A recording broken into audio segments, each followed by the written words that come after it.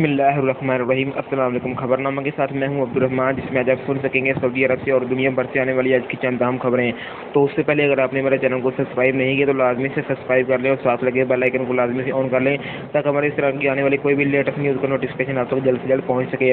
تو بڑھتے ہیں خبروں کو جناب اور شامل کرتے ہیں آج کی پہلی خبر کو۔ سعودی محکمہ پاسپورٹ نے سعودی عرب آنے والے مسافروں کے لیے ایک لنک جاری کیا ہے جس کے ذریعے ویکسین کا اندراج کرایا جا سکے گا۔ سعودی محکمہ پاسپورٹ نے بیرون مملکت سے آنے والے ویکسین لگوانے والے اور ویکسین نہ لگوانے والے تمام غیر ملکیوں کو ہدایت کی ہے کہ وہ سعودی عرب پہنچنے سے قبل اس لنک کے ذریعے ویکسین کا اندراج آن لائن ضرور کرا لیں۔ لنک آپ کو ڈسکرپشن باکس میں مل جائے گا۔ رپورٹ کے مطابق محکمہ پاسپورٹ نے بیان میں کہا ہے کہ ویکسین کے آن لائن اندراج کی بدولت ان کی امیگریشن کارروائی جلد مکمل ہو جائے گی اور انہیں ایئرپورٹ یا بڑی سرحدی چوکی یا بندرگاہ پر طویل انتظار کی زحمت نہیں کرنا پڑے گی۔ محکمہ پاسپورٹ کا کہنا ہے کہ کورونا ویکسین کا آن لائن اندراج جی سی سی ممالک کے شہریوں، مختلف قسم کے نئے ویزا ہولڈرز، مقیم غیر ملکیوں، ان کے اہل وعیال سب کے لیے ہے۔ اندراج انہیں ابھی کرانا ہوگا جو ویکسین لگوا چکے ہوں اور ان لوگوں کو بھی جنہوں نے ویکسین نہ لگوائی ہو۔ بیان میں محکمہ پاسپورٹ نے کہا کہ یہ پابندی کووڈ-19 کو پھیلنے سے روکنے اور سعودی شہریوں نیز مقیم غیر ملکیوں کی صحت و سلامتی کو یقینی بنانے کی وجہ سے لگائی گئی ہے۔ شامل کرتے ہیں اگلی خبر کو۔ گزشتہ ماہ 11 روز کی جنگ کے بعد اسرائیل نے مبینہ طور پر فلسطینی علاقے سے آتش گیر غبارے اڑانے پر ایک مرتبہ پھر غزہ پر فضائی بمباری کی ہے۔ رپورٹ کے مطابق دوسری طرف منگل کو مشرقی یروشلم میں یہودی قوم پرستوں نے مارچ کیا ہے جس کی وجہ سے حماس کوئی کارروائی کر سکتا ہے۔ اسرائیلی فوج نے کہا ہے کہ اس نے غزہ شہر اور جنوبی قصبے خان یونس میں حماس کے ٹھکانوں پر فضائی حملہ کیا ہے۔ فوج کا کہنا ہے کہ وہ کسی بھی صورتحال کے لیے تیار ہے جس میں غزہ سے ہونے والے دہشت گردی کے جواب میں نئی لڑائی بھی شامل ہے۔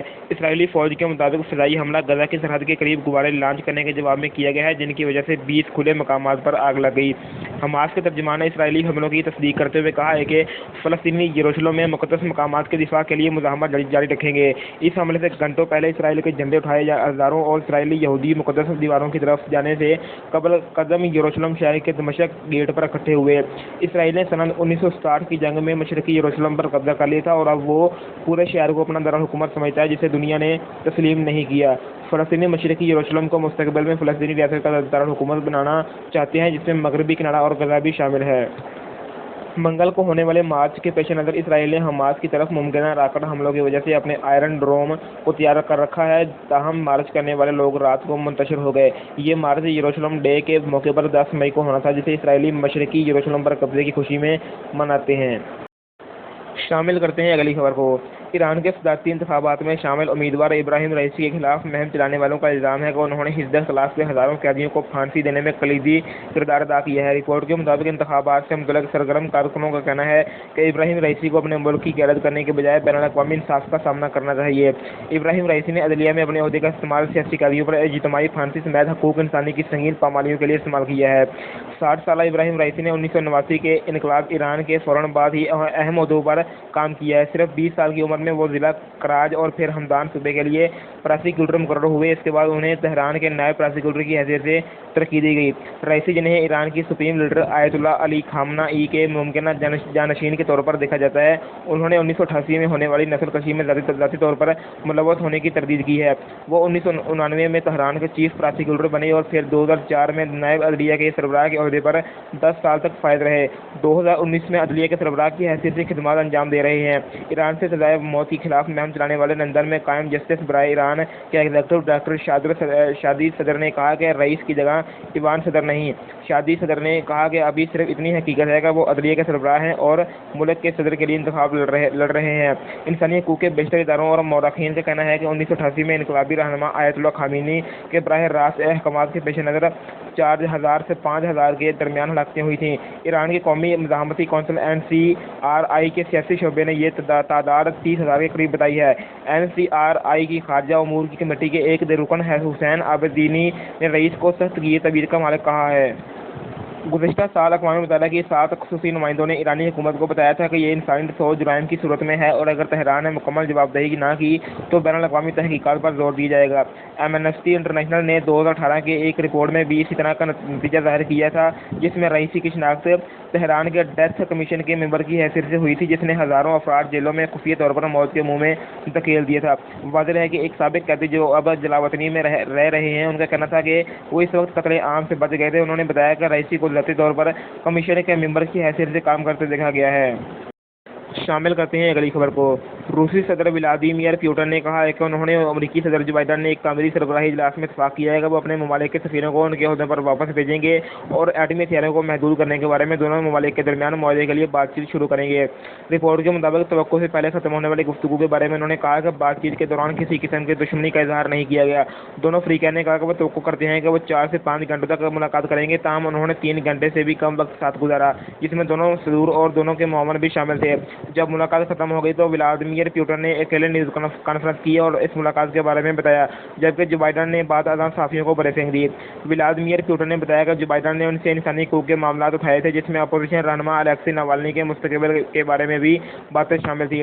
उन्होंने अमेरिका में ब्लैक लाइव्स मैटर एहतजाज और 6 जनवरी के कैपिटल हिल पर हमले के वाक़यात से जैसे मकामी बहरान को उजागर करते हुए अलेक्सी नावाल्नी की कैद की सज़ा का दिफा किया। रूसी अपोजिशन रहनुमाओं के साथ बदसलूकी के बारे में बार बार सवालात को नज़रअंदाज किया। वो बैनुल-अक़वामी रिपोर्टर के साथ तकरीबन 1 घंटा गुजारा। जो बाइडन के इंसानी हकूक़ के अमूर पर दबाव डालने के बारे में सवालात पर उन्होंने अमरीकी सदर के लिए एक तजर्बाकार सियासी रहनुमा की हैसियत से काबिल कदर एहतराम का इजहार भी किया। रूसी सदर ने निशानदही की कि जो बाइडन ने उनकी वालदा की जनाब से उन्हें दिए गए दानिशमंदाना मशवरे को दोहराया और उनके ख़ानदान के बारे में भी बात की और उन्होंने कहा कि शायद इसका सरबराही इजलास से पूरी तरह से कोई ताल्लुक़ नहीं होगा, ताहम इससे जो बाइडन के इखलाकी इक़दार का मुजाहरा हुआ। जहाँ उन्होंने अमेरिका और रूस के तल्लुकात जल्दी गुज़श्ता बरसों की तरह बहाल होने पर शुबा ज़ाहिर किया, वहीं उन्होंने कहा कि जो बाइडन वो हैं जिसके साथ वो काम कर सकते हैं। शामिल करते हैं अगली खबर को। अफगान फ़ौज जल्द अमेरिका की अहम मदद और हिमायत से महरूम होने वाली है। ऐसे में तालिबान रहनुमा अफगानिस्तान पर मुकम्मल तौर पर कब्जा करने और मुल्क में इस्लामी रियासत का अपना वर्जन दोबारा कायम करने की ख्वाहिश का इजहार कर रहे हैं। रिपोर्ट के मुताबिक अस्करियत पसंदों और अफगान हुकूमत के माबैन मुज़ाकरात बेयकीनी का शिकार हैं, जबकि अफगानिस्तान में तशद्दुद जारी है। अस्करियत पसंदों ने अमेरिकी फ़ौज के मई में शुरू होने वाले हतमी इनखला से अब तक अफगानिस्तान में 30 अजला पर कब्जा कर लिया है। हालिया हफ्तों में तालिबान ने अफगान फ़ौज पर हमले किए हैं, मुल्क के फ़ौजी हकाम को कई दही अजला से निकलने पर मजबूर कर दिया है। तशद्दुद की कार्रवाइयों से मुतासरा गजनी सूबे में अस्करियत पसंद रहनुमा मुल्ला मिसबाह ने AFP को बताया कि एक हालिया इंटरव्यू में बताया कि मुतकब्बिर अमरीकियों को लगा कि वो तालिबान को दुनिया से मिटा सकते हैं, लेकिन तालिबान ने अमरीकियों और उनके इत्तेहादियों को शिकस्त दे दी है और खुदा ने चाहा तो उनके जाने के बाद अफगानिस्तान में एक इस्लामी निज़ाम राइज होगा।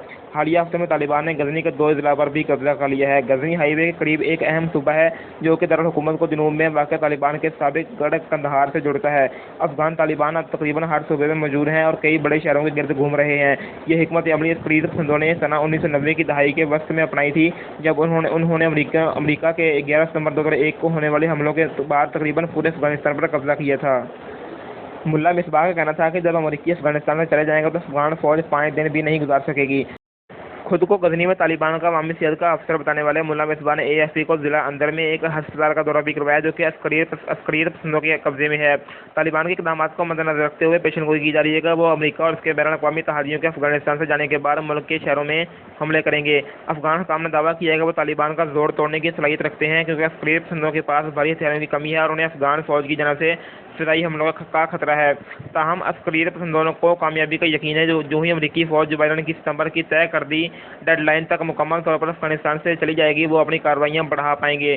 करीबी जिला बकरबाग में एक तालिबान कमांडर कारी हफ़्ज़ुल्लाह हमदान का कहना था कि सब जानते हैं कि अमरीकियों और उनके नेटो इत्तेहादियों और काबिल इंतज़ामिया को 100% शिकस्त दे दी गई है।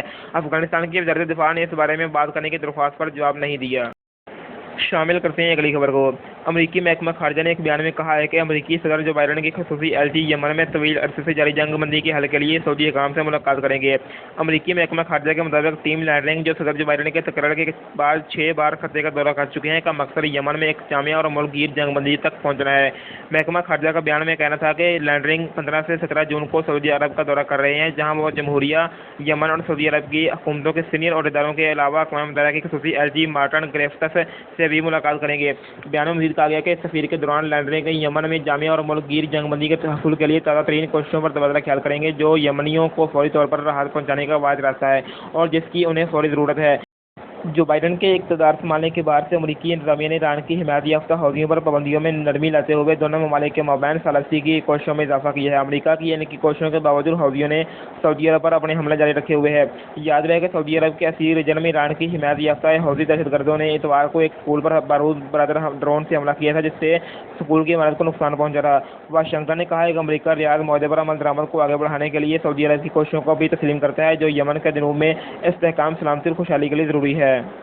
دوستوں یہ تھی آج کی ویڈیو، ملتے ہیں اگلی ویڈیو کے ساتھ۔ اپنا اپنے گھر والوں کا، آس پاس کے لوگوں کا بہت سارا خیال رکھیں۔ آپ کی قیمتی وقت کا بہت شکریہ۔ السلام علیکم۔